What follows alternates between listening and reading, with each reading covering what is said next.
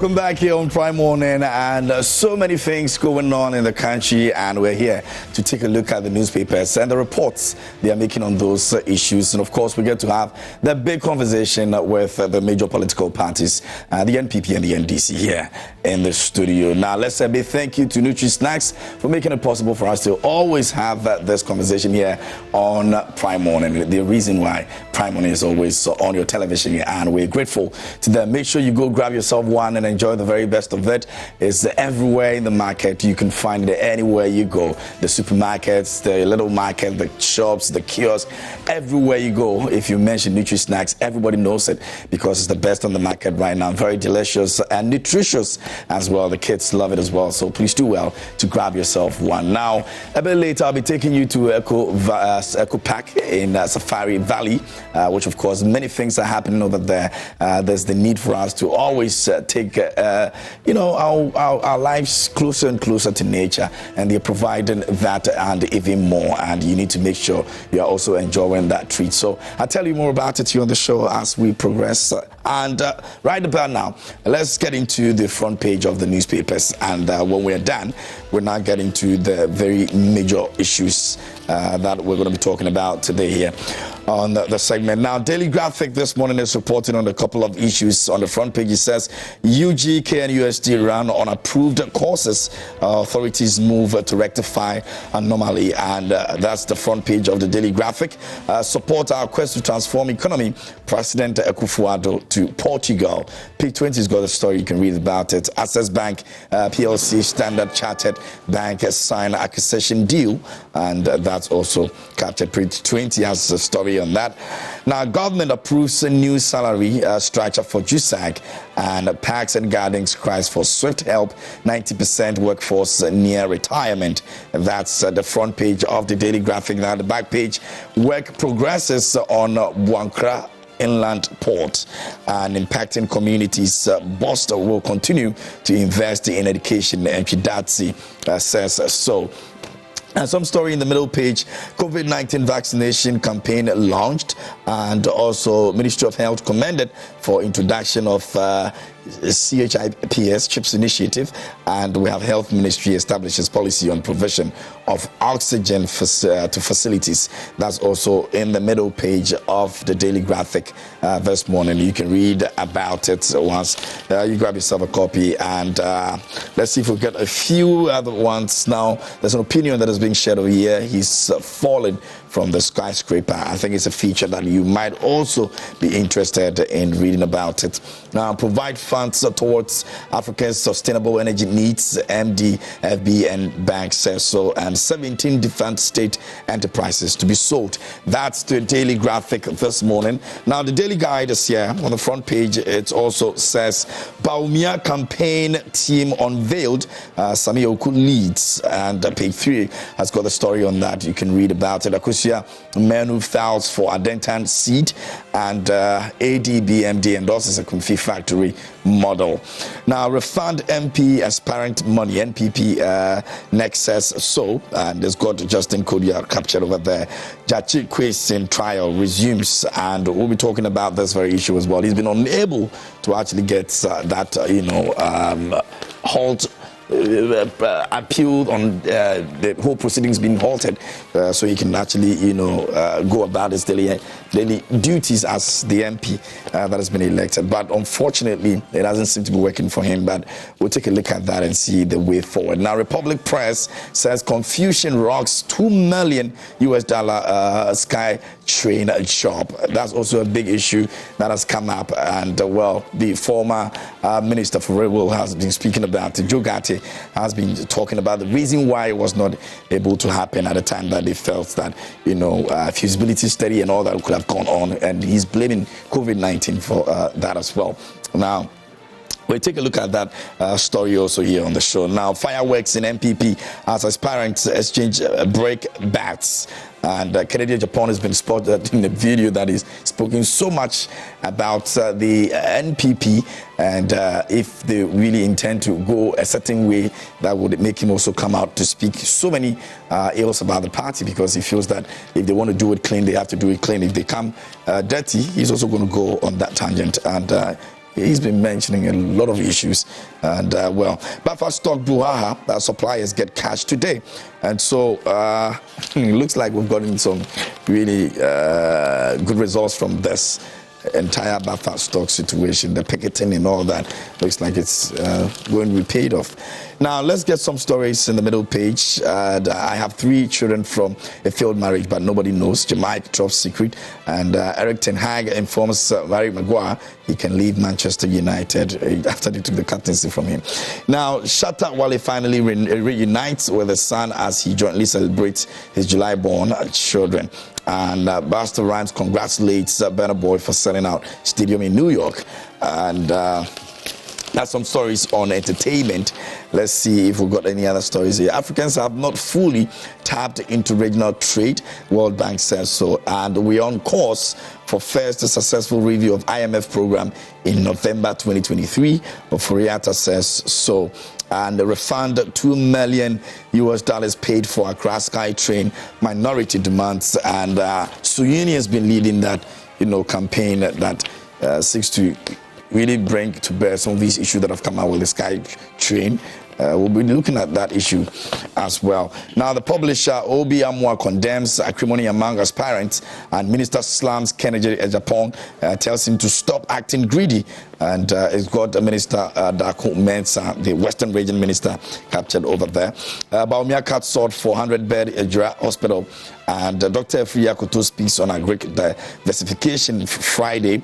And Ghana protocol deepen bilateral relations. ADBMD endorses a confit factory model. That's also captured by the publisher. The Finder is here, and the Finder this morning says Ghana-Portugal signed defense and economic pacts, and Dr. Baumia cut sought 400-bed hospital at Ejura. Agenda 111 breaks suppliers cry foul over unilateral substitution of compressed earth bricks with cement blocks. And Dr. Koto to link agri diversification to economic development. Access Bank acquires Standard Chartered in 5 African countries. That's also captured by the Finder newspaper. Let's see over here if we can get some other stories. And Volta Regional Health Directorate launches COVID-19 vaccination days, and Zoom Lion MD promises continued customer-friendly policies. The Finder this morning. Now, let's see if we have some other newspapers that we want to take a look at. So the Ghanaian Times is here this morning. The Ghanaian Times says, commit more funds at local level. Commit more funds at local level. And new salary structure allowances for GSAC lower bench take effect, and provide tax incentives to private sector to create jobs. Professor Bawa says so. The 7th National COVID-19 Vaccination Days campaign begins today. All right, so you may also want to read about it just so you're able to navigate your way around that story. Now, the new crusading guide, Ghana-Portugal strengthening ties, signed bilateral instruments on defense and economic. Vice President Baumia cut sought for a 100-bed hospital. That's also captured by the new crusading guide this morning. Ejura at standstill as Gifty Ndoma picks nomination form. And Ghana committed to clean the energy sector, Minister says so. That's the new crusading guide. And away from that, let's get into the Chronicle this morning.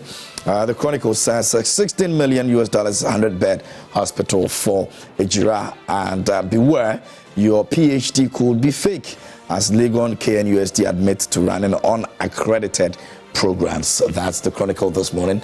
And confidence trickster dupes military lady of 295k. It's been a long time I heard about a confidence trickster, but well, they're still in the system. And Bedo Bansoy family denies installation of new Asan Ahanta Hene. That's also captured. Bonsu,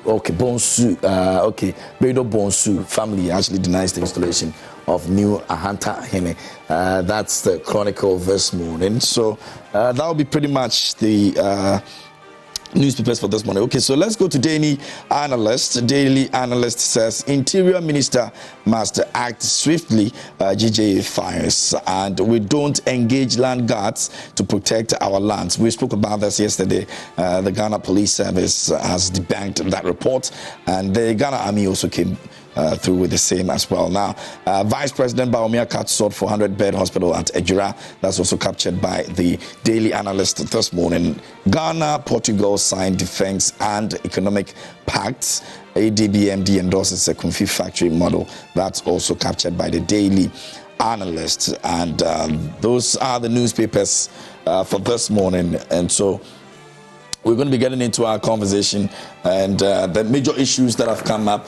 Some of them have also appeared on the front pages of the newspapers as well. So we're going to be looking at all of that. Adele Umar is representing the NDC and is here with us in the studio, communication teams member. And we have Osman also joining us a bit later. Sure. We're still hoping that he's able to join us this morning here on the show. But Adele, how are you doing?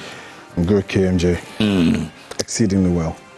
Kind of looks like we're all looking green, eh? Yeah, we're all looking green. It's the green project, oh. MPP green project. We're going green, so we're planting more trees. Wow, sure. It's a good one, though. Yeah. It's a good one. Yeah, it's a good one. We need trees. Yeah, we do. Yeah, if they would put it up, yeah, why not? Yeah, we need a lot of trees. We do. And are we planting them? Are we using the money wisely in the project? Well, the project has... Because it happens every year. The project has its own issues, we know how... during the time of the NDC, we've had issues, in the past as well. Depending on the time that you plant the trees and all of that, those that are cutting them down and the policies that have been put in place for once you cut one tree, you replace it with another. All of that has a few issues here and there. But generally, I think we need a lot of trees. If we can get it, we can get it. It's why...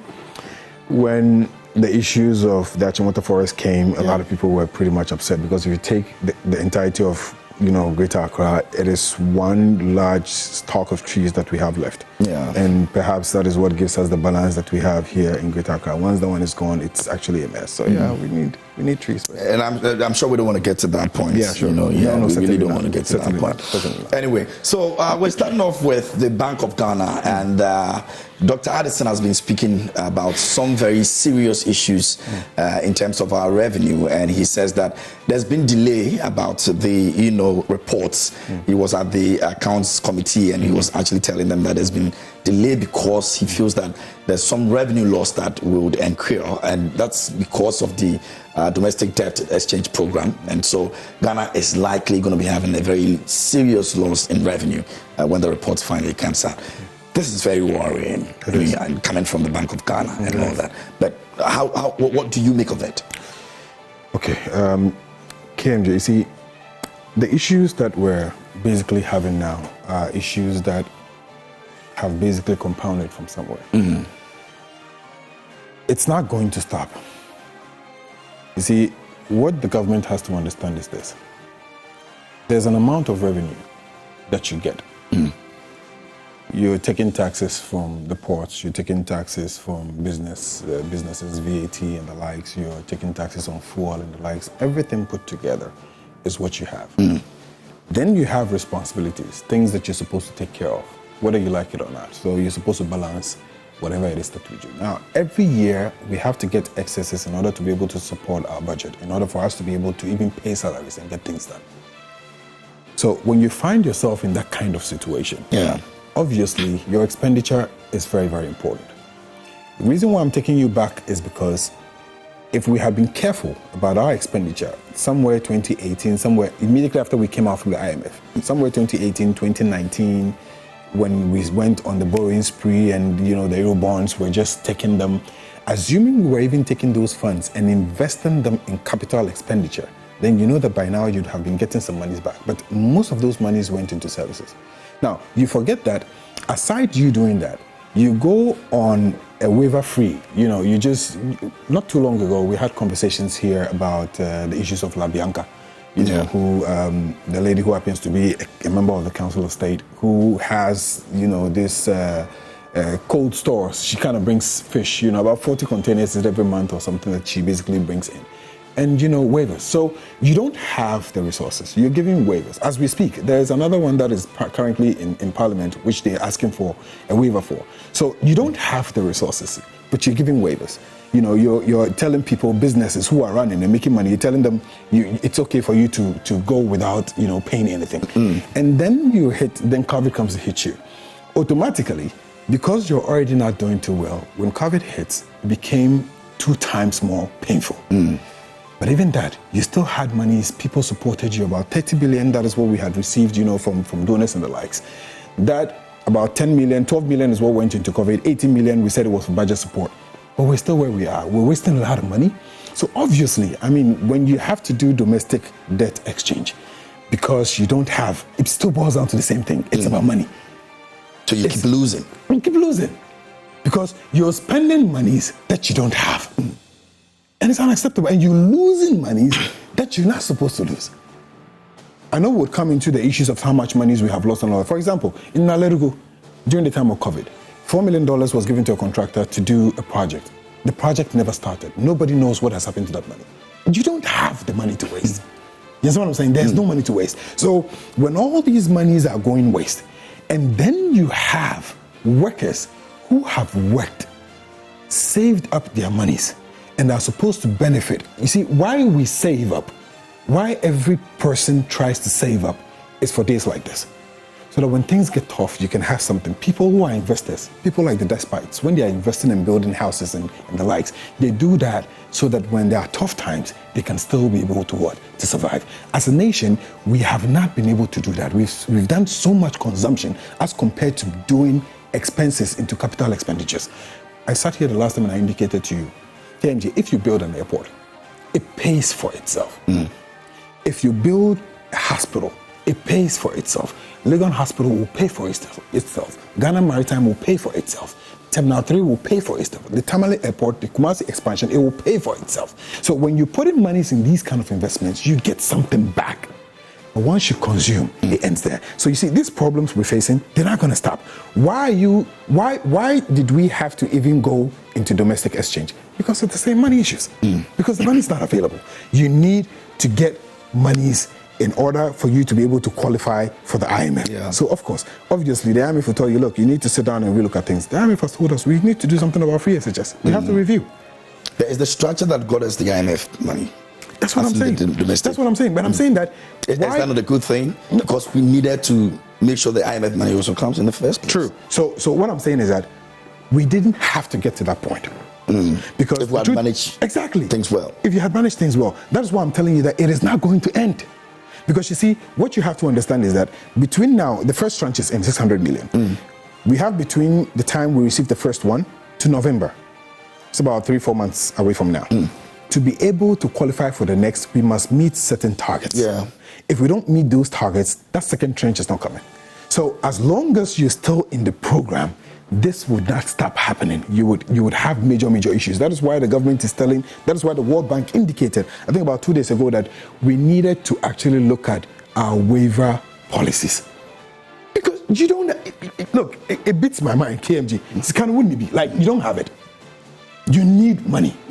Why are you giving waivers? But they've promised to manage the money from the IMF well, just so we're able to get out of such a situation. I can understand you don't think it's something they'll be able to do? I mean, they have the capacity to do. By November. The finance minister has the capacity to do. By November, KMJ, all of us would know. By November. But you see, the good thing is that if they are able to do it, it doesn't even have to do with whether they succeed, to get things done by November so we can get the second tranche. It's not the issue. The issue is that once we are under IMF, we're already tied up.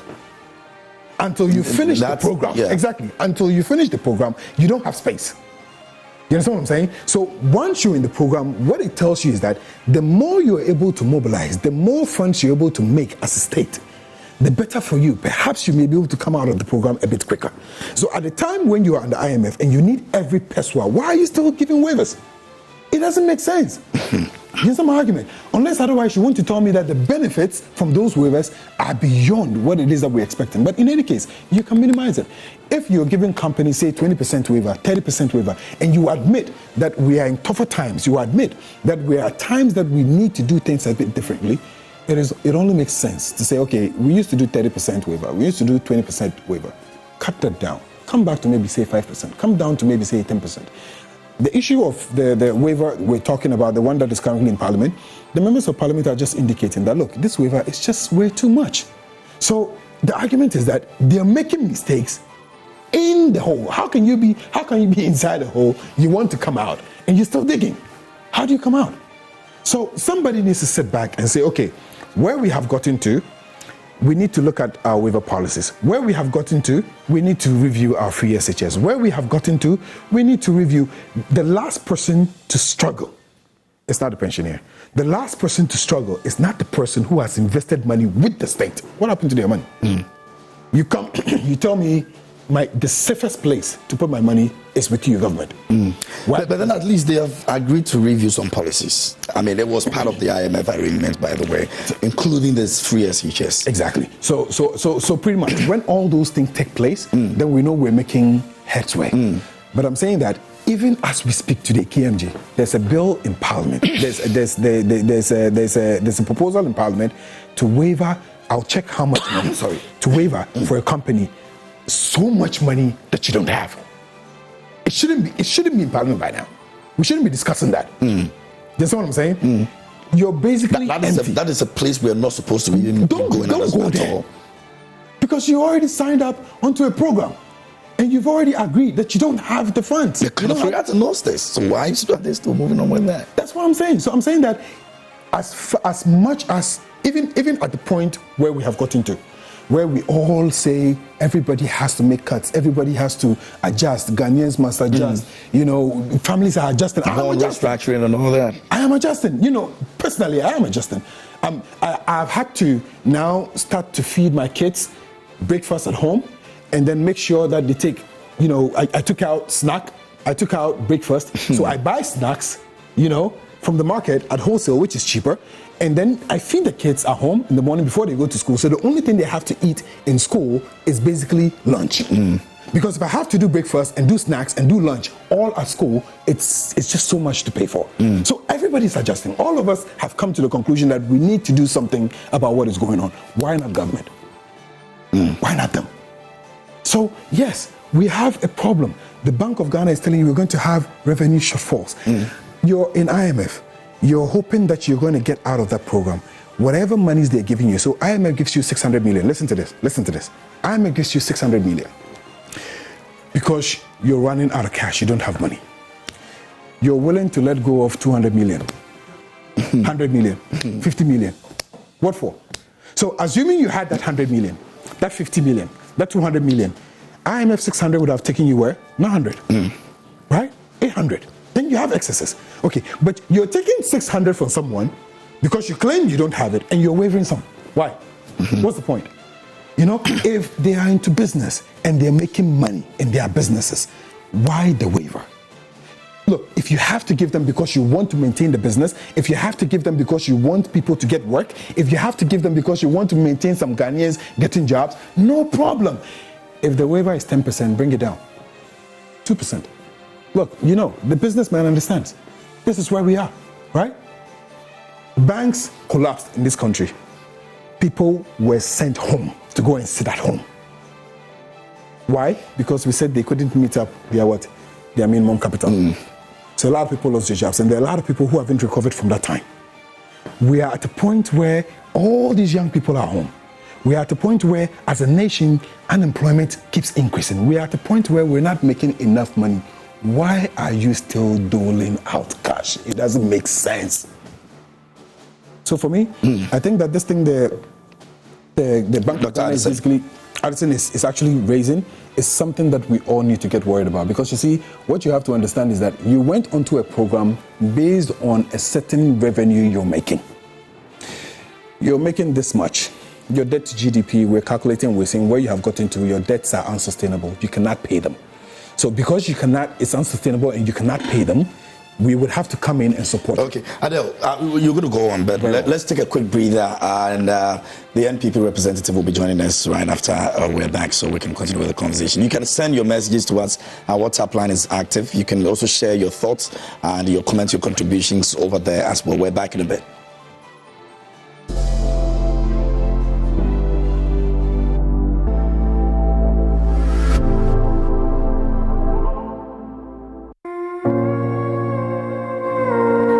divorce is a challenging journey that most couples face. Here on Prime Morning, we're here to provide support, guidance, and real stories from those who have been through it.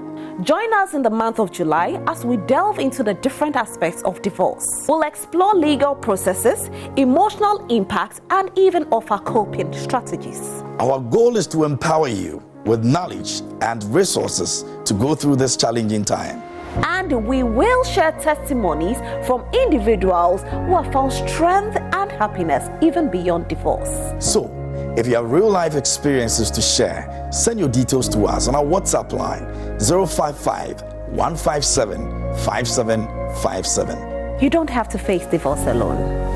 Tune in to Joy Prime Morning, as we give you the needed support and guidance throughout this journey. Together, we will explore the reasons behind divorce, the financial implications, and even life after divorce. We are here to help you.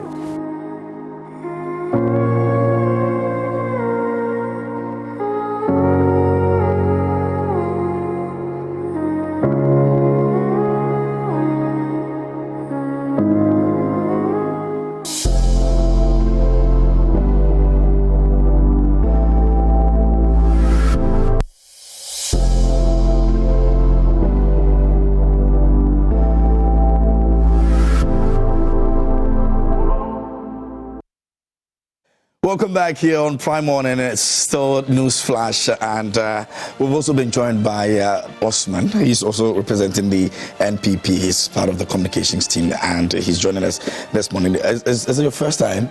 Oh, it's the first time. It's the first time. Okay, welcome, and thanks for making time for us this morning. Welcome home. Thank you very much. Welcome home. All right. Thank you for welcoming me into your home. I'm very grateful. All right. So, like I said, you can also send your messages, your contributions. Our WhatsApp line is active. You can send your messages there and on social media as well. So, before you came, we were looking at the BOG, issue of revenue loss. Dr. Addison has been explaining to the public account committee, and I don't know, maybe you can do a quick one on that because you're late and it's your first time. I'll allow that, but you can just do some 2 minutes for us on what Adele said, and then we'll move on to the next topic. All right, thank you very much, and let me say a very good morning to my brother here, to your viewers. Good morning. And also ask you to forgive me for my lateness. I thought the time was 6:30. Yeah. So probably that was where the whole confusion came from. Right. Well, let me quickly take this issue. I heard my brother making a whole lot of presentation on the matter, dragging in issues like the waivers for local industries and all those factors. Yes, you see, it is important we make some of these facts known. Between 2017, 2020, early part of 2020, we know very well that our debt in this country to GDP in terms of percentage was around 55%. 2017 to 2020. That's the early part of it. Then fast forward 2020 to 2023, as we speak currently, we are doing an average of 75% of GDP of our debts. That's the danger of it. And that was the reason why government had to look at the domestic debts to restructure it. That's where this whole issue is coming from. And the challenge is that, you see, as uncomfortable as our brothers who hear this from us, whenever we try to blame some of the challenges of this nation to external shocks, they would disagree. But fortunately for us, the former president, John Dramani Mahama, during one of his international tour, accepted and also acknowledged the fact that external shocks had caused us where we are today. And we want to say this to Ghanaians. This is not what we wished for Ghana. We had better so you admit plans. We admit their challenges. We've never denied the fact. And these challenges are challenges that was not caused by us. It was as a result of external shocks, be it COVID-19. COVID-19 came to close down the global supply chain. And whenever there's a breakdown in global supply chain, nothing moves. So what you produce locally, you can't even export them. You can't import anything into your country. So at that point, you become very stranded as an economy. Fast forward from COVID-19, we thought things were getting better. Then we had the Russia-Ukraine. Whenever you make mention of Russia-Ukraine, you hear people telling you, are we fighting in Ghana here?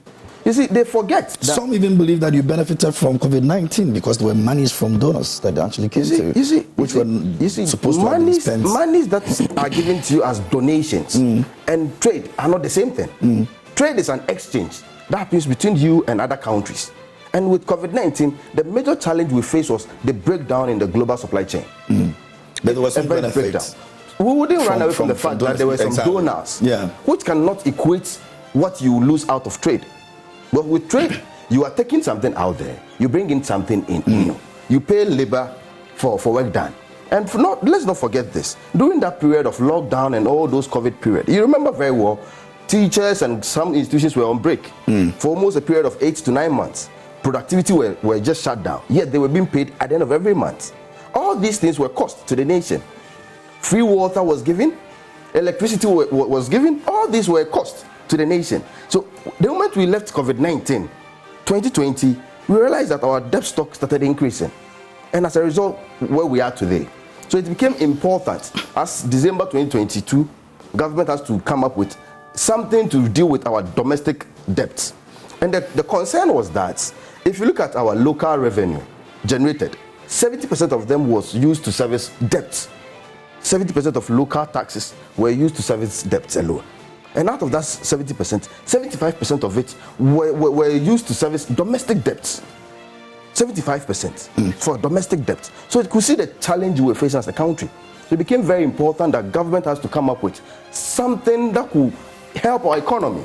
You see, I like how our brothers from the NDC want to blame government. Yes, we do admit that there are challenges, but I find it very, very, very insensitive whenever they want to tell us that we don't care about the Ghanaians, such that we are even using the pensioners' funds and other monies from retirees and all these things to deal with challenges facing the country. You see, sometimes you look at the solutions available to you, then you look at the one with the least consequences to your economy, then you pick it.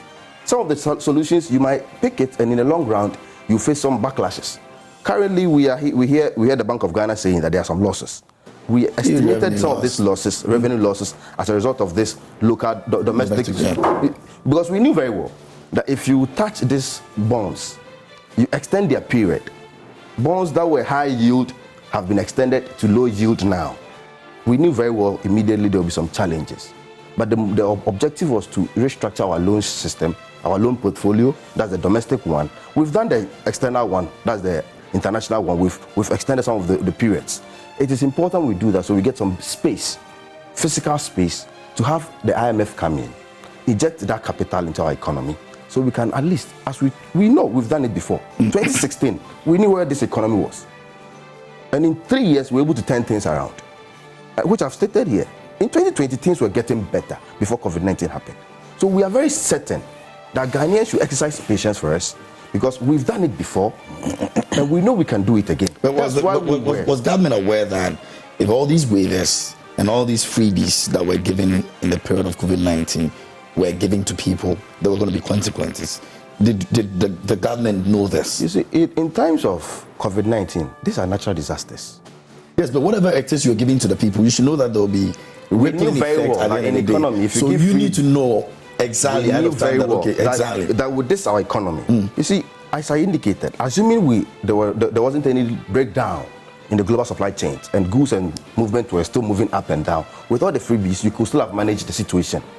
So the external shocks were so severe that today there's this Agenda 111 ongoing. If not COVID-19, we wouldn't have even ascertained our health system so well that we needed Agenda 111 to deal with any future unforeseen circumstances. So some of these issues, you will predict them, but sometimes the effect of it, the magnitude of it will go beyond your estimation.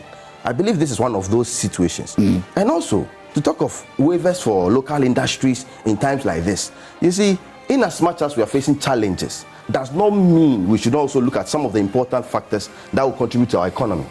One is the local industries. Why I say this is this. For many years, we've been making noise about exchange rate and all these stuffs that affect our local currency and our local economy.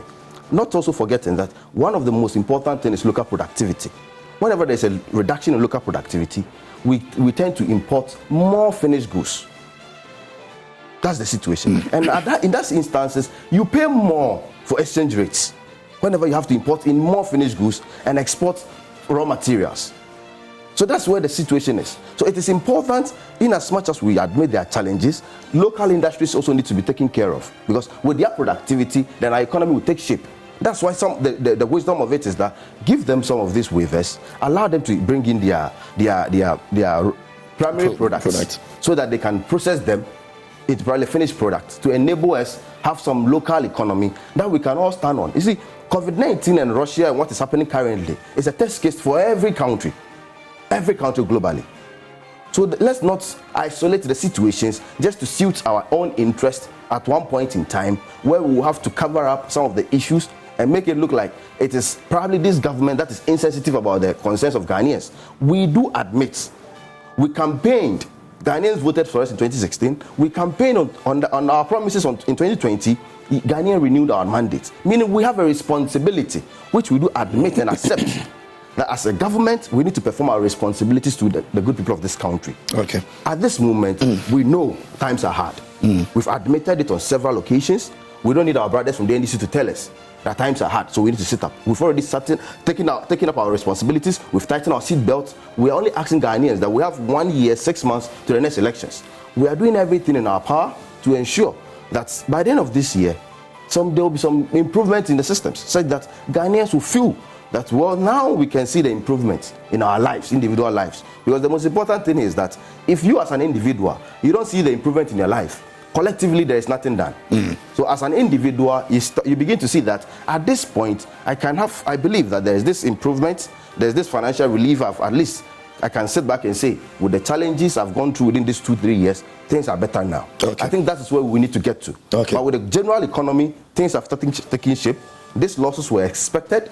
But then, as of now, we don't know how much will be the losses. No, until the report comes out. So based on the report, so definitely, until the report comes, then we can ascertain that we estimated that there will be some losses with this particular initiative we're going to take. And this is the losses. Let's see how we can manage it as we move forward. Okay. All right. So that'll be on that topic. Now we'll move on to the next topic. Adele, I'm sure you want to say a few things, but just briefly. I'm sure once the next topic comes. Exactly. So we can move on, and because we have other things that we need to talk about. So the Attorney General has been called on to actually take the issue of the SkyTrain very seriously by the Member of Parliament for Tamale North, Suyini. Now, in 2018, we all know that we were supposed to have gone through this process, feasibility study, the investors from South Africa and all of that. Unfortunately, former minister is blaming that on COVID-19 again, and some monies were paid. Now, Suyini believes that we are in hard times, and we need those monies at this point, and the Attorney General should be concerned about this. Right. KMJ, before I go into it, and you see, this one will come back to what I'm even going to say right now. Well, you've always mentioned that we need more money to take off, and when we're giving monies out. He indicated that currently our debt to GDP, he said currently our debt to GDP is around 70. Around 74? But I gave an average. Average. But that's not what it is. 75%. No, please. I said between 2020 to 2022. An average means it could be up, it could be less. That's what I So that's 2020 to 2022. That's 2023. The average of it is 75%. That's currently. Yes. Currently. There's way beyond that. Listen, no, when you say an average, what is an average? An average from what, 0 to 74? That is your average. Your average is 0 to 0. No, I'm coming. You have 0 all the way up to 100, right? You're running between 20, you mentioned 2017, right? Or 2018? 2017. That was 55 around that. 55% around, yeah. Yep. As of November. November what year? November 2022. Okay. The debt to GDP was 93 plus. As of the last 3 months, 2023. As of the last 3 months, 2023, the IMF has indicated that, listen, the International Monetary Fund is projecting that Ghana's debt to GDP ratio will increase from what it is, okay, further to 98.7% by the end of 2023. That's the thing I tell you. Will increase. Increase. So it's not getting to that point yet. No, it has to. No. Then you need to understand my average. I'm coming. So will increase to 93. Now you made mention of an average of 75%. Now, I want to understand where you're coming from. Okay. With the 93. Right. So we differentiated with the increase, will increase. Because we increase in 2023 to 93 doesn't mean that we've gotten there yet, right? I'm not saying we are at 93. I'm not saying we are at 98. But it's possible we're going to get there. No, exactly. I'm not saying we are at 98. Okay. I'm saying that as of November 2022, last year, barely 7 months ago, you were at 93. You understand what I'm saying? You are at 93. 7 months ago, 3 months ago, the IMF says, look, I'm looking at your figures. By the end of the year, we're expecting that your debt to GDP will probably get to 98%. I didn't say it. I'm not saying it. They're the same people you have gone to for money. Please. Then he raises the issues of, COVID-19 and all these other issues that are happening. Look, I've always said this, KMJ. When you say external shock, what is external shock? NDC didn't bring them so on ourselves. We had a problem. At the time when that's we also considered an external shock. At the time, I'm bringing you, at the time that we went into the issues of trying to resolve the issues of the plant and deal with Ameri and all of that, and where plants were ready and we needed gas. We didn't have gas. Do you know why? Because the West African pipeline got broken. And even when it was fixed, we didn't have money to buy it. Who gave us money? Do you know how we survived? That was why we decided to do the gas projects, the ENI, the Sankofa, the Atuabo and the likes, so we can take care of that. We give you solutions. We don't give you problems. So what we're telling you is that you had a problem. But before COVID-19 hit, the World Bank had already indicated that your debts were unsustainable. When was that? I'll give it to you. I'll read the article for you. It was unsustainable as far back as 2019. So what are we even talking about? Okay, in any case, as we're sitting right now, KMJ, we gave you the mandate to manage the state. You said you're better dealers, right? You're better, managers of the economy. We did what we can do. We left power. We gave it to you. Your management does not start in 2022. It starts in 2017. So you don't take all of us for granted, and then you waste so much money. Pump 300 million in a... Why? So you think it was appropriate to pump 300 million at Cathedral? You think it's appropriate? You think it is appropriate to waste $2 million on a SkyTrain? This SkyTrain deal, the contract is worth $2.6 billion. The agreement we signed with our Sky says that they are responsible to design. Listen, they are responsible to design. Which the brothers hadn't designed that we also. They are responsible. I'm not sure if they was the right design though, but that's what was used. They are responsible to design. They are responsible to look for finances. They are responsible to build. They are responsible to operate. Make their monies and interest, just like we did with America. Make their monies and interest and then refund whatever, and then give back the project to Ghana once they have made their money back. Why are you giving them $2 million? For what? So you sign with visibility. You sign an agreement with a company to design, to look for its finances, to come and build, own, operate, hand over to the state. You dole out $2 million. For what? On what basis? So we're saying that they keep doing these things and they say, don't talk. It's not your money. It's ours. It's all of us. So if you're wasting funds, it is only natural that we would want to tell you, hey, baby, I'm okay, Mamunko, take your time, breaks. Why? Why did you reduce your government? Why did you raise the size of ministers? Why? When you there were concerns raised about exactly. When you came in 120, 130, we said stop. Where are you going? It's unacceptable. Don't do it. You said no, we'll do it. Free SHS, you say wholesale, we say take your time. Find the poor people and give it to them because they need it the most. Ken Oforiatta can pay. Osman perhaps can pay. I can pay. Find the poor people and give it to them. You go, you waste our lives 1 year, 2 years, 3 years. Then you come back to the same point, and then you say, now we will review. What's the point? What's the wisdom behind it? You understand what I'm saying? So I'm saying that there's so much waste being put out there. It doesn't make sense. Don't pour 300 million in a project you cannot even boast of a foundation. Don't do it. Don't give our Sky $2 million that we don't have. Do not give us a contractor $4 million to go to Nalerugu to go and put up a project that the foundation has not even been open for. What? When COVID came, you said you didn't have money. You received 30 billion. 30. From one small initiative like ESLA, this government has benefited 24 billion from ESLA. How much are you taking from IMF? 36 billion. What's the difference? One small initiative. We're telling you, stop the wastage. How is that a problem? I can tell you, don't waste money. I can tell you, don't reduce your expenses. You say all of us should tighten our seatbelts. That was what I gave you earlier on. We're tightening our seatbelts. People are doling out money. At the assembly, at the district assembly, you cannot spend more than 50,000 Ghana cedis without approval. Anything less than that can be handled at the assembly. How does somebody dole out $2 million and we cannot tell why it was meant for? What for? What has it been used for? Nothing to show. COVID, 30 billion. You invested 12 million. The Auditor General says what you have invested is 12 million. Some of the money's receipts cannot even be found for it. 18 billion you said for budget support. You're still shouting COVID. 18 billion. Did you give us money for doing so? Do you know how we started and how we managed? It's the same issues. We had external issues too. You're belittling Doomsor because you think it's nothing. There was no revenue. You didn't even have to give waivers to companies for them to produce. There is no light. Do you know what it means for a country without electricity? What would the hospitals do without it? What would your one district, one factory do without electricity? What would you do? What can you do? But they believe they've managed the energy better than the NDC. Weak, let them mention. Weak. In 2017, they had nothing to do with Doomsor.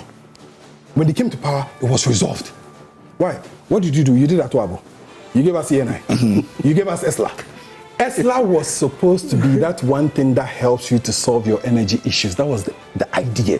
Because His Excellency John Dramani Mahama sat down, thought about the fact that when we are solving these three issues, capacity, we have to solve the issues of energy, the issues of gas, and then we also needed to solve the issues of, funding. We worked on all these three things, and then we gave you ESLA. Why ESLA? Recently, you heard the issues of the fact that some of the IPPs wanted to turn down their plants. Why? Because we owed them. That was why we did things like ESLA. What did you use? You took it, collateralized it, and make money out of it. Where's the money? This is what we're saying. We're saying we're better managers. We're not saying we're perfect. We're saying we're better managers. Because with the little that we had, which was around 80 billion, hey, make it 150 billion. How much have you gotten? What is there to show? Let's do this. Osman. All right, thank you very much. I just want to deal with an issue quickly, then I move on. You see, when I said an average between years, I think what my brother failed to appreciate is that when we say an average between years, you pick the years in question, then you pick the figures within that years, then you add up, then you divide by the number of years. That was an average what I meant, but not an average between 0 to 75%. So maybe he should check that well. You should check the average between that period I'm giving him. It's 75%. It wasn't 93 as it was meant to be. He gave 93 for a specific year. That's which year? But you're looking at a certain period. I gave a period. So he should not confuse what I said with what he is reading from what he's reading. And also, this is what former President John Mahama said during an interview last year. Interview with Straight Talk Africa. I think, I'm quoting him, I think that it is a period of adversity for the whole world because it's triggering a kind of global recession. That's he was trying to talk about COVID-19 and Russia-Ukraine war. If you look at the news item, he said, Mahama make U-turn, admit COVID-19 and Russia-Ukraine war responsible for economic crisis.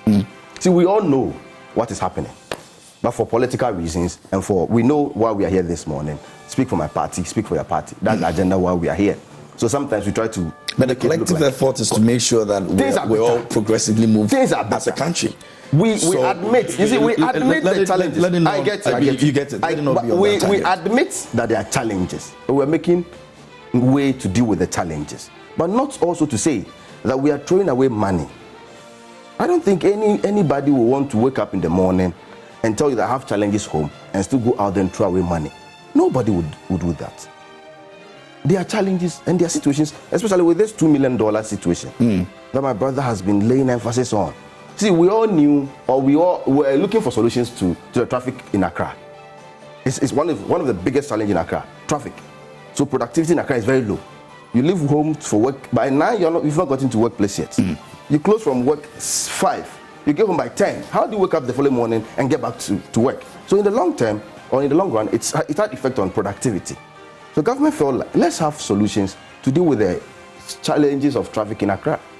And one of the challenges was to introduce this car train.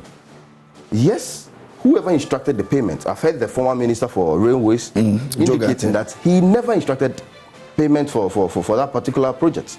He had no money as at that time to even make those payments. And we've come to realize that it is the Ghana Infrastructure Investment Fund that made the payment. Yeah. It is true we are all calling for refunds of that money.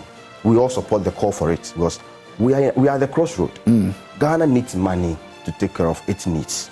So if we have any money that is out there, paid for no work done, we should go back for it. Because it is our tax. Which will be the major issue, though, because always we've seen certain monies, injected into certain places where we'd have to make refunds, and it's been difficult getting the refunds. I don't know how we are able to enforce that. Yes, the Auditor General, the Attorney General, the Kisi Japan, and all, they are all doing their bit. But what I'm saying currently, the minority leader is in court, right? Yeah. For what? The same refund of money. Same refund of. But that's what I'm saying. No. That's what I'm saying. No. Same refunds of money. The period it takes for us to refund these monies has always been problematic. As we speak, my brother is here telling us that we need money. His minority leader is in court on charges of which I understand. My issue is, how do we get these monies back? It's not about whether NDP person is there or NDC person paying the money and getting it back. How we get the money back is the problem. There are processes involved. And I believe the processes are sometimes a bit slow, a bit sometimes and that's where the big issue That's where the challenge is. Because as we speak right now, I don't know if you remember, we had a certain project in the past, the famous STX Korea housing deal. Yeah. For how many housing units? I think 20,000 housing units. Yeah. See, where is the project now? Do you know where the project is? I don't know if you can tell me. My brother, where is the project now? Where you done, don't worry.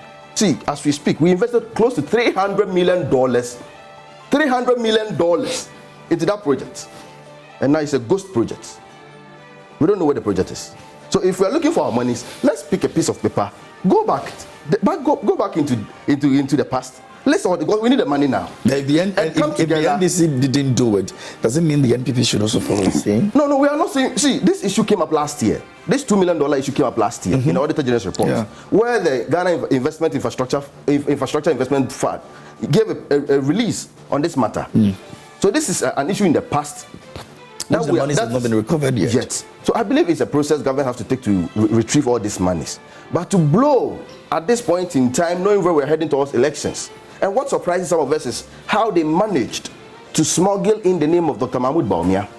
If you listen to the Monday press conference by the minority chief whip, that's what the surprisingly, he managed to bring in the name of Dr. Mahmoud Bawumia. We know very well that the Ghana Investment Fund is under the Ministry of Finance.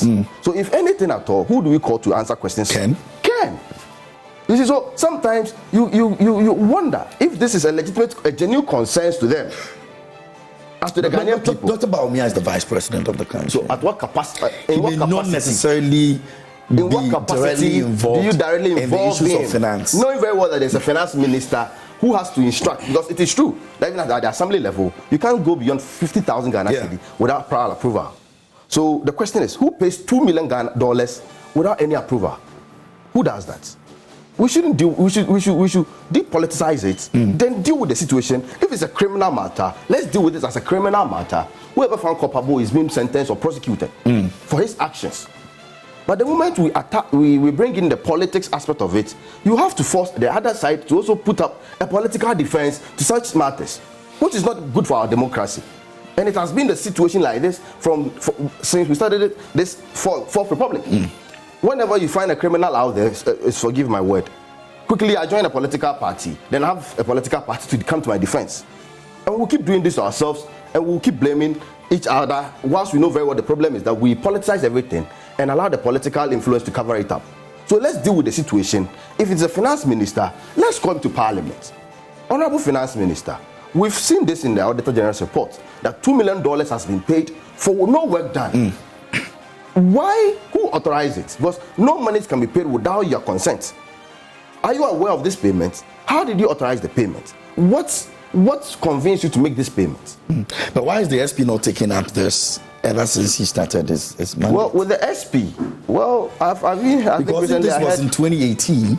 2018. 2018, yeah. And the report was in 2021. Exactly. So it's been closer to 2 years. I mean, there are several I don't know the cases. I don't work in the office of the SP. But you should be concerned that he has not taken up this. We are all worried. Exactly. That's why I told you that. Even with the 300 million that went waste with STS, we are worried about all this money. See, nobody is saying that efficiency is important.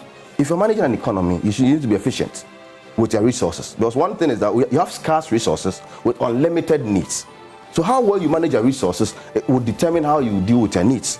So if you have loopholes that some of your resources are going waste, it has a bearing on how you manage your needs and your challenges. So it is important we look for all these monies that has gone waste as a result of probably the negligence of a minister. Like currently we are in court, what's the name, the minority leader in court for the ambulances that were purchased and we couldn't. Do you get the point? So we should look at all these things and we should not pick and choose what to suit us and emphasize them. It is taxpayers' money. Whether 20 years ago it was taxpayers' money and it still remains taxpayers' monone. So today, if we realize that we're at a crossroad where things are hard for us, we need IMF to come in to bail us out. And we know very well that we can take some of these individuals to court and get some of these monies back. Why don't we do that? Okay. You get the point? Yeah. So I think collectively, we have a challenge at hand. We need money as a country. So wherever our money is, we should go for them. Okay. Whoever has spent our money anyhow, we should chase them and pick our money back. Okay. That's a bit of task for the special prosecutor, but we're hoping that some of these monies will be retrieved. Yeah.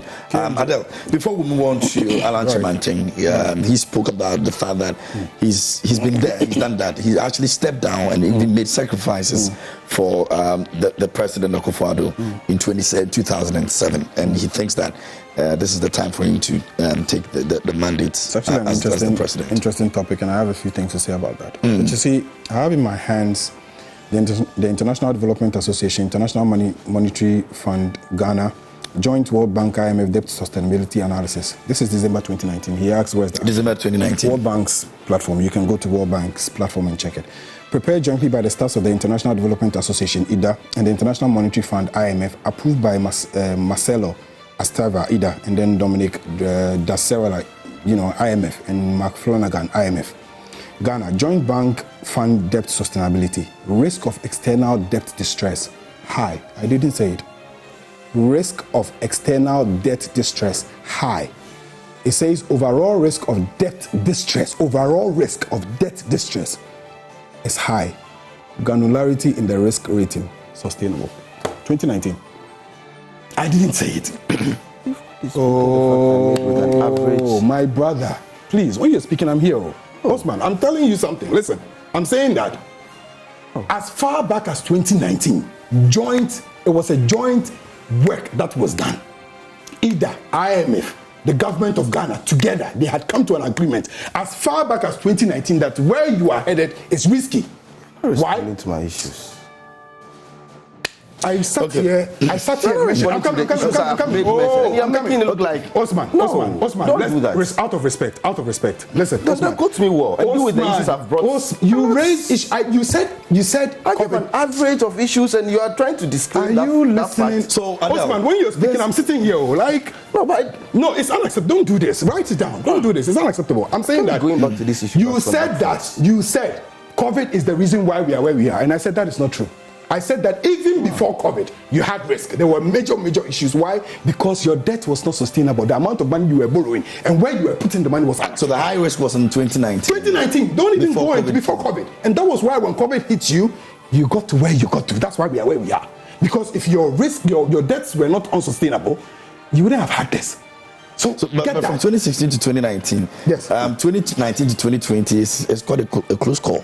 So if even it was that high and they intended to even make it better, between 2019 and 2020, that's like a year. I'm not disputing, KMJ. I'm saying that is why I indicated earlier that your government did not start in 2020 or 2019. It started in 2017. You have a plan. That is why you have vision. You plan ahead. That is why I'm saying that when you take the money, you put in capital expenditure. You don't put in expenses. That's what I'm saying. You don't put in just consumables. Why? Office of the President. We saw how much money went there in 2017, 2018, 2019. So we're saying that you've been wasteful. Then he says, I'm not dealing with the issues that he's asked me. I asked you a question here. I said, do you think it was appropriate pumping 300 million in National Cathedral? Have you answered it? Okay, let's move on to the issue of Alan Kyerematen. He talks about the fact that $2 million, I'll enter Alan Kyerematen, $2 million, what has Bawumia got to do with it? Are you naive? Listen. The vice president. He said they could have directly attacked or equals the finance minister instead of rolling in Dr. Bawumia. If you know the kind of government we run in this country, no one can be taken off from anything. Because first of all, what you have to understand is that you need to seek approval from Parliament, right? Is it Parliament who signs the money? The executive would. Okay, good. Before finance minister would sign out any money anywhere, you don't think approval comes from the executive. So you're telling me, you're sitting here telling us, the whole of Ghana, the finance minister can just get up one morning, no agreement, nothing, no authorization from the presidency, no authorization from the executive. Bawumia himself being the head of the economic management team and seeing to it that some of these things and some of these projects that takes place are very, very important to the state. Why? He's doing digitalization. All the projects that they're doing under digitalization, does the finance minister dole out money? He doesn't. Who's responsible? You come and sit here, so finance minister signed $2 million, take it and go and chop. The president doesn't know anything. He doesn't know anything. Why? When Boache Jako submitted the document on Ameri and he went to Parliament and we're sitting here and discussing the issues of somebody wanting to hoodwink us of close to about $800 million, didn't they say that the president was misled? But who signed it? Asante Bidi too. He went to Parliament. Didn't Ejako go home, sack him of Ferrata if he spent $2 million? If he has sent $2 million and nobody knew about it, sack him like Ejako. Don't sit here and tell us Bawumia has nothing to do. So what? What's his use? Alan Kyerematen, yeah. I'll tell you this. You see, the MPP, like it or not, this primaries that is coming, they have a problem to deal with. If Bawumia wins, they have a problem. If Alan wins, they have a problem. Why so? I'll tell you why. I concentrate on these two. You know why? Because that is where the fight really is. Something happened in the 2000s with Aliyu Mahama. I have had conversations with MPP members who are Northerners, who are Muslims, who have said that they feel that it is time, because there's this tag on the MPP that it is an account kind of party. And the truth of the matter is that I have heard some of them recently, even within this contest, open their mouth and say, whether you like it or not, they are account for party, like party communicators who have said this openly, because the campaign is ongoing. And everybody is basically speaking. The northern brothers, and yesterday I was on Bina TV, one northern brother said it openly on TV that, look, we need to support Bawumia because he's a northerner, and for the first time we need to break it. You understand what I'm saying? So for them, the northerners think that if Bawumia doesn't take it, then they would pull back, because obviously what it means is that they don't have space. Then the accounts also feel that we cannot allow a northerner to lead us. This is our party. He comes in, he's come to help. I've heard Kyerematen mention issues like, look, Bawumia, what else do you want us to do for you? We've given you all the opportunities. How can you say you are a vice president and allow the finance minister to bully you? And that when we talk, you say you've not been given an opportunity. What else do you want us to give you? You've been the vice president. We've given you vice president. That's where you are. So either way, they have a problem. And they have to start planning towards some major reconciliation. But if you ask me about Alan, you see, that statement he made is critical. The reason why is because, you see, there has been this history with the MPP. Even though they try to pretend it doesn't exist, it does exist. That is the difference between us and them. The sacrifices made at a point in time for some that is the people to difference. take. For the NDC, so I joined the NDC National Communications, in fact, that National Communications, somewhere around 2015, thereabout. Okay. In less than a year, I was at National Communications. The NDC opens up opportunities for whoever it is that can work hard. If you can work hard and you can push, and you're a young person, you're an older person, but you can push, you can tell it as it is, you are willing to work, the opportunity is there. That is why you it's have not people about like, who has made the biggest sacrifice. You understand what I'm saying? You know, like Malik Basintele is National Deputy Communications Officer. I'm older than Malik. You understand what I'm saying? So if you have, but it's a matter of where we've come from. You know, who made the sacrifices and all of that. So it kind of matters. It's not something you can just throw under the carpet. And for them, they are strong about it. And that's the big issue? It's an issue. You know why? Because you see, if today, I can find communicators within the MPP comfortably sitting on TV and saying that whether we like it or not, I can for party. Whether we like it or not, I can for party. It's a worry. Because, we have Voltarians, we have Northerners. You cannot, and I have said on certain occasions that perhaps some of the issues that the NDC has had in the Ashanti region would have something to do with some of these kind of statements. You see, what you need to understand is that you don't slap somebody and tell the person to like you. It's not possible. If you ask any Northerner, averagely, or any Voltarian, why are you not voting for the MPP? They'll tell you because they don't see them to like them. They don't see them to want them. You see what I'm saying? The Akan will tell you that, I am comfortable, because this is our party. But you see, we need to break that barrier and get to that point where we can say that, look, we're all Ghanaians. Regardless of which political party you belong to, what is wrong is wrong. And what is right is right. If we can believe in that, and we can be patriots enough, and stand and give and reward people who have sacrificed, it is worth it. Why? Alan decided to step down for His Excellency Nana Akufo-Addo at the time. They could have gone for a contest because there was no 50+1 at that time. And then he decided that, look, he said two things that were critical. For him, he said, one, in order for them to have unity, he'd rather step down. That is one. Two, in order for them to save resources, he is stepping down. Then when the president had an opportunity to mount the podium, he indicated that truly what Alan has done has shown how much love he has for the party and that he is next. For Alan, this is critical. That's what we've got into right now. That's what I'm saying. So for Alan, he feels like, we shouldn't even be debating about this. Like, let's not talk about it, because, this is something we've all come to an admittance. But you see, what Alan also has to understand is that, yes, even though that conversation happened, time changes, things changes. You plan, but not everything that you plan happens. Now you have a vice president who is a Northerner, who has come in. You have even other accounts who are contesting you, Alan. So it's not just for you. Even if Baumia doesn't go, there's Kennedy Japan, there's Kwabena Japan. Perhaps we would say you are probably the, in terms of say lead, you're probably leading. If Baumia was to drop down. But however it is, people are going to contest you. There are 10 of you. So for me, I think Alan feels it's an issue of betrayal for him. And then the Northerners also feel this is the time for us to push a Northerner to lead this political party. If we can do that, then obviously what it means is that we have a space in the party. So they have a very big issue to deal with. Okay. Osman. Hey, do you feel some? Somebody's house mother, see the way you do your mouth. Oh, no worry. It's all part of the political space. I get you. But please, let me. They are done. They are done. So they are trying to scatter everything. You see, it is important. See, I never belittled the $2 million issue, as he's trying to put it. I never trivialized it. I only indicated that they should blame the right quarters. That's all I said.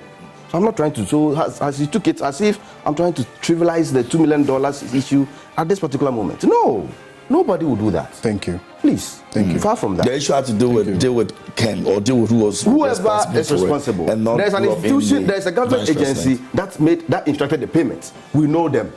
They've come out last year to make statements. Yeah. Why don't you direct their accusation towards them? Call them to Parliament. Let them answer questions.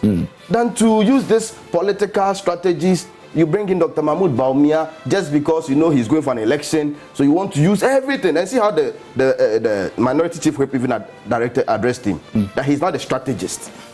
See, he used that word over there. Kennedy Japan said the same thing to him. Kennedy's in your party. No. There's a video. He's talking about $2 million. No, wait. The minority chief he's not a strategist. So ask for that. The minority chief whip is addressing an issue on the $2 million issue. Then he brings in Dr. Mahmoud Baumia. Then address him. I'm saying that there have been several other issues. No. Kennedy is on campaign platform, so it is okay for him. But if are they on campaign platform in Parliament with the Vice President? No. Let me go to Alan. Alan, yeah, it is true he has sacrificed. See, out of the 10, I don't know any candidate who hasn't sacrificed in one way or the other for the party. They've all sacrificed. This has been very evident because of the crucial moment he made that sacrifice. You see, you don't think so? I am not saying that what he did back then wasn't extraordinary. We had gone for the first elections. That was the Legon Congress. We had gone for the first elections. They came to Nana and Alan, and there was a runoff between the two. Alan decided to pull out. Now, at this point, I think for the collective interest of our party, let me pull out and let's see how we can all go to 2008 elections. It is true. But not to say that because Nana Addo also admitted that you are next in line makes you the next in line automatically. The MPP is not like the other political parties where they can do their pseudo declarations. We don't do that in our party. We don't just by platforms and held people's hands and just raise their hands and say, this is the next party. We don't do that. As a political organization, we from the onset indicated that with the MPP, whenever there is any vacancy for any leadership positions, we contest among ourselves, then one is elected to take over, which Alan knew from the onset. So we admit they all made sacrifices. Kennedy had sacrificed a lot. What's the name? Dr. Akufo-Addo sacrificed a lot. You know, he contested in 1998. Dr. Akufo-Addo. Yeah, he's been around. And as of 1998, you know how they used to call him? Green grass, water. So when you meet him those days, you call him green grass. Then you thought water. But he was preparing. They were preparing him for presidency. So there have individuals in our parties who, for many years, were being prepared for presidency. So we admit they've all contributed. They've all made their sacrifices at their levels. Coming Minister for Trade, I think for 7 years before resigning and taking over. Our great minister has been the friend of the president. He calls himself the friend of the president, the great minister. So you can pick them one after the other. They've all sacrificed. Dr. Mahmoud Bawumia, they call him the youngest one who is in the race, or one man term, or all this kind of stuff. I believe he has also sacrificed. The competition, his strongest point. So they've all sacrificed. So I think that our 10 presidential aspirants, as they know the MPP is, they know, we all know this, they should go down there, campaign on their issues, and I believe very well the delegates will listen to them. And when the time comes, one of them will emerge victorious. They will take that person to the next elections. Whether Kennedy, Alan, Bawumia, whoever comes out as the candidate, we are going to take the person to the market. That is what we are waiting for. Okay. But to tell us that with Kennedy, with Nana, Alan, we have a problem with, no, that is not your concern. Whoever we present for election 2024, it's none of your business. Because we know we are going to play a football match with you. And you are telling us that our goalkeeper, we should bring this one. What do you mean by that? Definitely, you know that goalkeeper cannot fly to the left. So if we bring him, he will start shooting at the left. Do you get the point? They're setting you guys up. So they just want to set us up. So we present a candidate they can easily walk over. The MPP we are watching, we know Mahama. We've seen Mahama before. We've beaten him twice, right? According to the vice president. Twice, not according to the Ghanaian voters. Well, 2016. That's his campaign message. 2016. He's personally beating him 2016. Twice. Over 1 million votes difference. 2020, 500,000 vote difference. So Mahama for President Mahama isn't a match that we are so much scared of. You see, our concern is the Ghanaians.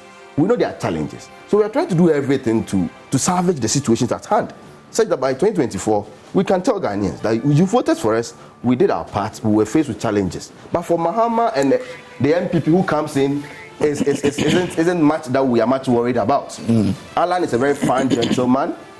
We know him very well. We know what he can do. Bawumia, we've seen him. We've seen Bawumia as the vice president. We've not seen Bawumia as the president yet. Okay.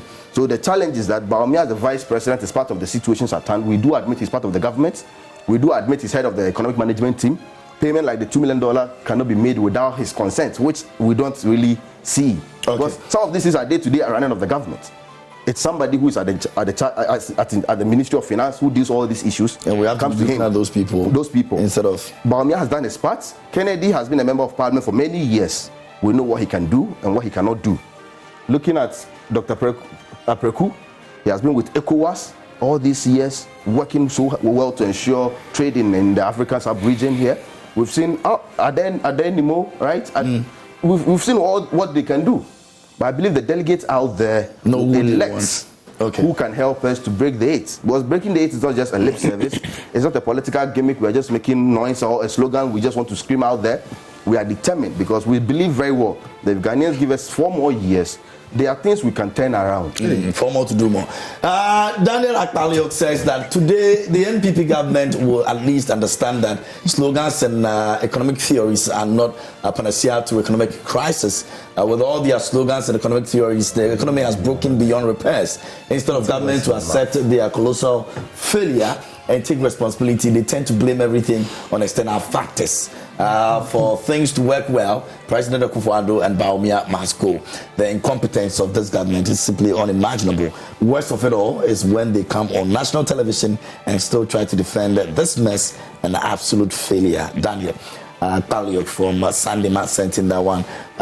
Some of your messages we're taking right now. Julius Kofi says, good morning, lovely people. Let's keep praying for Ghana, especially. Let's pray and support Dr. Owusu Afriyie-Akoto to lead us out of IMF and economic hardship through agriculture. Meanwhile, there's going to be a lecture by Dr. Owusu Afriyie-Akoto at Mensa Sabah at the University of Ghana on 21st July 2024 at 3 p.m. sharp. Okay, we'll definitely monitor and see what comes out of that lecture.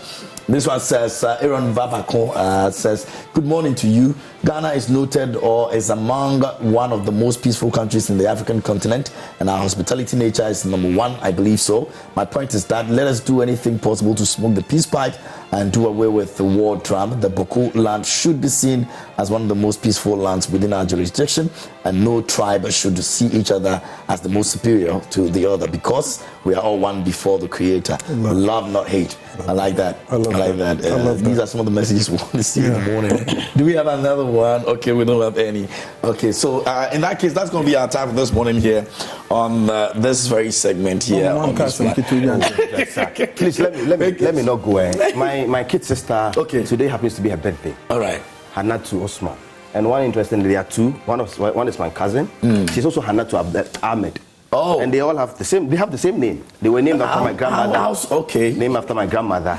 And fortunately, today happens to be their birthday. So wow. let me use this platform. Let me use take this platform to wish them. Don't tell me anything. Don't help me. Don't help me anything. I don't like that you put words in my mouth and trying to make me look like we are insensitive about Ghanaians. No. So let me wish my kid sister happy birthday and pray for her. I know she's doing very well. We are from Wenchi. Okay. She's also part of the communication team in Wenchi.